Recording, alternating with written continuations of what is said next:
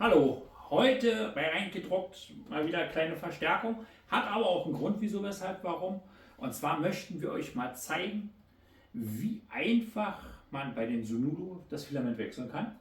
Und mein Sohn hat dann halt tatsächlich zu mir gesagt, Papa, das kann ich ja auch. Das Einzige, was man können muss, ist Englisch. Ja. Genau. Und da habe ich dann gesagt, naja gut, okay, ich finde, das ist kinderleicht. Und mein Sohn zeigt euch tatsächlich, wie leicht es ist. Und er macht es und versucht es auch dabei zu erklären. Möchtest du es erklären? Soll ich das erklären? Okay, ich erkläre das. Der Sheriff hier, der guckt zu, dass wir auch alles richtig machen hier. Ne? Und leg mal los. Also als erstes wird das Gerät eingeschaltet. Oh, müssen wir kurz warten. So. Das Gerät ist eingeschaltet. Und komplett hochgefahren. Jetzt geht mal ins das Menü rein, also einmal raufdrücken, dann drehen wir so weit runter, bis wir bei dem Befehl kommen, Changed Filament. Na, eins tiefer. Genau. So. Und wir wollen das Filament wechseln, das heißt, wir gehen jetzt bloß auch wieder eine Stufe tiefer auf Changed Filament. Eine Stufe tiefer. Eine. Nee, nicht. Changed Filament. Genau. So. Und wir haben PLA drin, wollen auch PLA wieder reinmachen. Also sagen wir dem Drucker, wir haben PLA. Wieder drücken. Und dann fährt er jetzt auf eine bestimmte Position. Was haben wir jetzt als letztes mit dem Filament gedruckt gehabt auf dem Drucker? Diesen schönen Becher hier. Ist PLA, ist auch der erste große Druck gewesen, nachdem wir das mit den Stangen gemacht haben. Und ich muss ganz ehrlich sagen, ich bin sehr zufrieden mit dem, was er jetzt hier gemacht hat, der Drucker. Und du musst gleich die Seite wechseln. Du musst vor den Tisch gehen. Also was dann halt direkt auf dem Display stand, das zeige ich euch dann natürlich auch. Ja, so, jetzt heizt der Drucker hoch. Er ist schon bei 170 Grad, 180 Grad,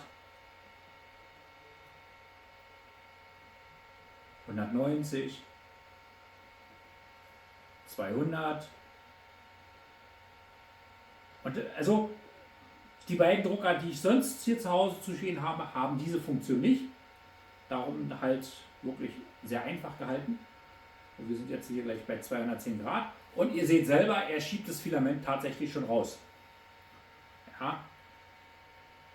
So. Dann geht mein Sohn nochmal auf die andere Seite. Und dann zeigt er euch, dass es wirklich total einfach ist. Der Drucker gibt auch gleich laut. Ich nehme mal die Kamera in die Hand.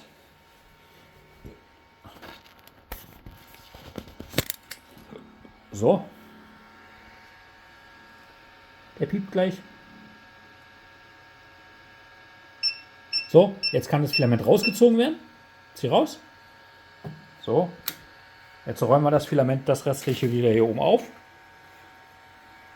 So. Wenn wir das aufgerollt haben, dann kommt jetzt die neue Rolle rauf. So, die neue Rolle. Und es wird wieder hier reingesteckt. Zuerst hier, nee, das Loch hier zuerst. Genau. Dabei muss man hier an der Seite, gucken wir mal, halten wir mal hier so, muss man den Knopf dann halt drücken. Dann kriegt man das auch an den Filamentsensor vorbei.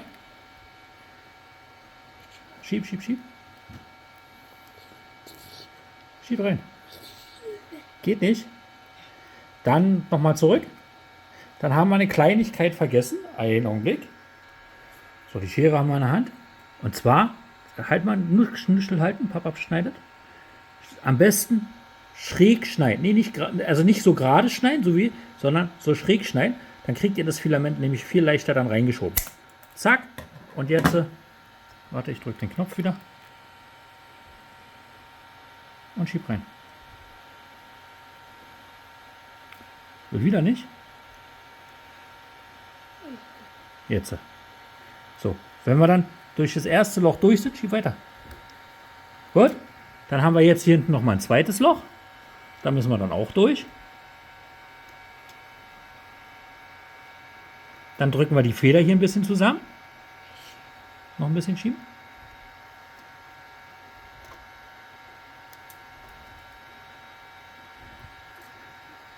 Das sollte reichen. Und danach, was müssen wir dann machen, Johnny? Warte, ich mache mal die Kamera wieder ins Stativ zurück. Was müssen wir jetzt machen? Genau, nochmal den Knopf drücken. Drück drauf. Na, du brauchst nur einmal drücken. Jetzt heizt er die Temperatur wieder hoch von der Nosse. Also er lässt die Temperatur tatsächlich während der Zeit kurz abfallen, heizt danach wieder auf.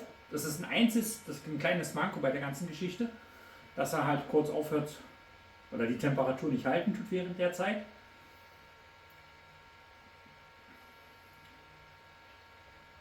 Oh, so war bei 180 Grad.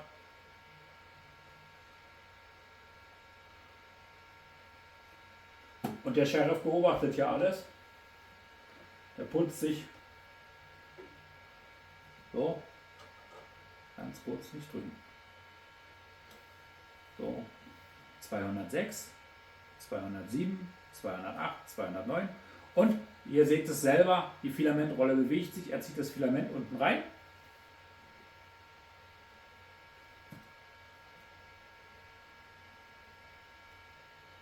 Also von der Seite gesehen ist dieses Gerät ideal für Einsteiger.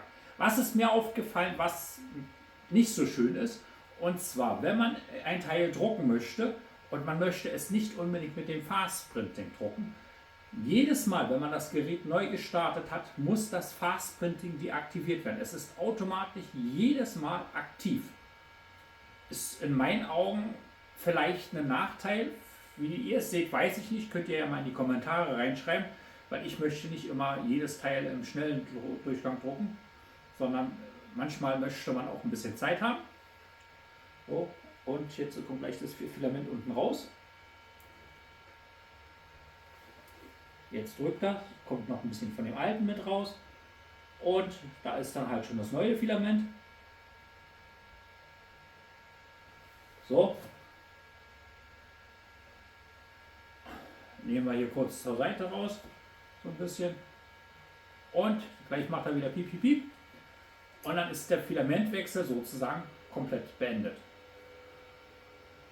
Hierbei hatte ich auch das erste Mal Angst gehabt, dass er den Nozzle unten auf der Druckbett ablegen tut. Hat er aber nicht gemacht, sondern er hat ein kurzes Stückchen drüber liegen lassen. So. Was passiert als nächstes oder was ist noch passiert in der Zeit? Den machen wir mal wieder aus. Ich habe für das Werkzeug hier so eine schöne Werkzeugbox gedruckt, damit es alles ein bisschen besser drin liegt. Da gibt es aber ein kleines Problem beim Einlegen, und zwar, ihr müsst zuerst das Ding hier reinschieben, dann das Bett ein kleines Stückchen vorziehen und dann kriegt ihr das nämlich so hoch und dann passt das Ding wunderbar rein. Jetzt ist hier wieder ein Schlüssel ausgefallen. Ne, der liegt noch drin. Und der Deckel, den drucke ich aber nochmal, weil hier habe ich mit der Stützstruktur bin ich zu dicht dran gewesen. Passt so nicht, also gefällt mir so von der Optik her nicht. Aber das Werkzeugfach ist dann auch noch geschützt. Was wird noch passieren in der nächsten Zeit? Ich werde so eine Platte zweimal bestellen, weil ich habe was festgestellt. Und zwar, wenn der Druck sehr heiß ist und man möchte die Platte hochheben, geht manchmal nicht. Ja, weil es geht bis zu dem Druck und dann ist es dann halt fest. Begründung, das ist hier so, ja, so eine Gummimatte mit einem Magnet unten drunter.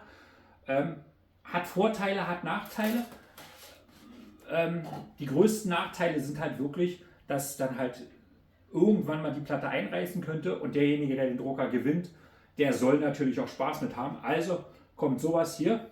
Die Platte ist von meinem anderen Drucker, die ist aktuell für den Drucker noch ein bisschen zu klein, weil wir brauchen noch eine von 235 x 235 mm. Und da kommt eine mit der Beschichtung für das normale PLA und natürlich auch eine solche Druckplatte.